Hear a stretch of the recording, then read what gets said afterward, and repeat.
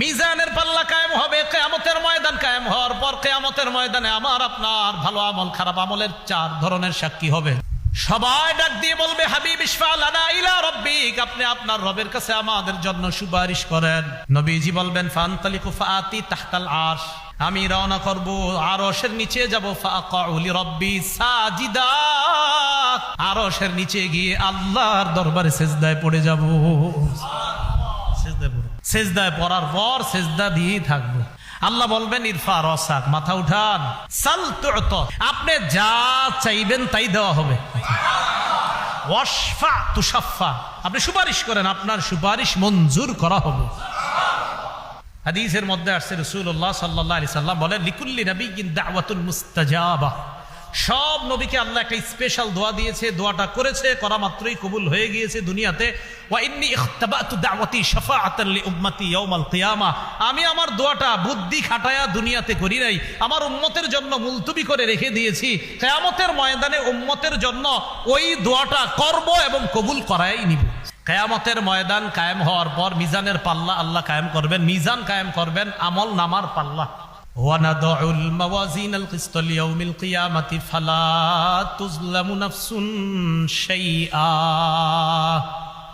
আমি মিজান কায়েম করব, আমি ওজনের পাল্লা কায়েম করব, ফালা তুজলামু নাফসুন শাইআ, কারো প্রতি সামান্য পরিমাণ অবিচার করা হবে না।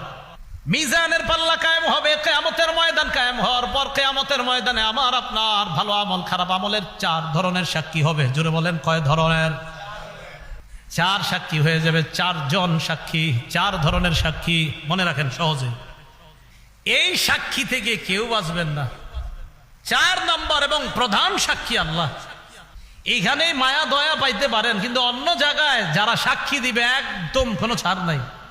4 ধরনের সাক্ষীর কথা মাথায় রাখেন। 1 নাম্বার জমিন, 2 নাম্বার ফেরেশতা, 3 নাম্বার অঙ্গ প্রত্যঙ্গ, 4 নাম্বার প্রধান সাক্ষী আল্লাহ। মনে থাকবেনি কথাগুলা? তো এবার বিস্তারিত শুনেন। 1 নাম্বার সাক্ষী জমিন। জমিনের মধ্যে এই আজকে মসজিদ থেকে বের হওয়ার পর আমি আপনি যখন হাঁটবো, এখন থেকে চিন্তা করবেন জমিনের উপর হাঁটতেছি। আরিফ বিন হাবিব বলে গেল আজকে যে কোরআনে নাকি আছে যে জমিন হবে আমার সাক্ষী কিয়ামতের মাঠে। আজকে থেকে যতবার হাঁটবো অন্তত কিছু সময় চিন্তা করব যে জমিন আমার সাক্ষী হবে।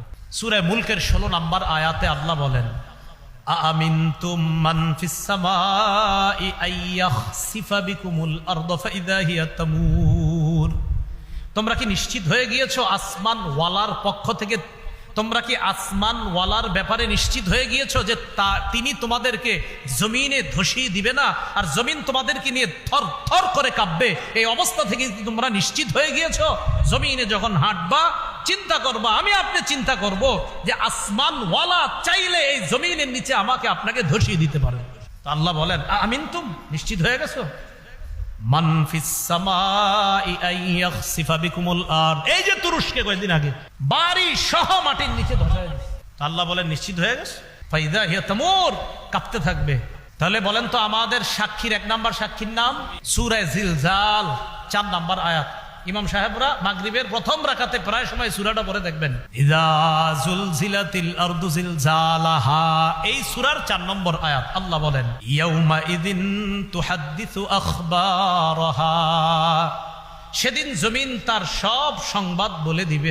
তিরমিজি শরীফের 2429 নম্বর হাদিসের বর্ণনা। রাসূলুল্লাহ সাল্লাল্লাহু আলাইহি সাল্লাম এই আয়াতটা তেলাওয়াত করলেন। কোনটা? ইয়াউমা ইযিন তুহাদ্দিসু আখবারাহা। তেলাওয়াত করার পর আল্লাহ নবী বললেন, আতাদরুনা মা আখবারুহা, তোমরা কি জানো জমিন সব বৃত্তান্ত বলে দিবে? জমিনের বৃত্তান্ত কি তোমরা কি জানো? সাহাবীগণ জবাব দিবেন, আল্লাহু ওয়া রাসূলুহু আ'লাম, আল্লাহ ও তার রাসূল ভালো জানেন। নবীজি বলেন, ফাইন্না আখবারাহা আন তাশহাদা আলা কুল্লি আবদিন আও আমাতিন বিমা আমিলা আলা যহরিহা আন তাকুলা আমিলা কাযা ওয়া কাযা ইয়াউমা কাযা ওয়া কাযা। নবী বলেন, জানো জমিন তার বৃত্তান্ত বর্ণনা করবে, এর মানে কি? সাহাবীরা কয়, আল্লাহ আল্লাহ রাসূল ভালো জানেন। নবীজি বলেন, কিয়ামতের ময়দানে জমিন আল্লাহর কাছে প্রত্যেক বান্দা বান্দির বিরুদ্ধে সাক্ষী দিয়ে বলবে, আল্লাহ অমুকে অমুকে ওই দিন অমুক সময় এতটার সময় এই এই কাজগুলা করেছে, আমি জমিন তার বিরুদ্ধে তোমার কাছে সাক্ষী দিলাম।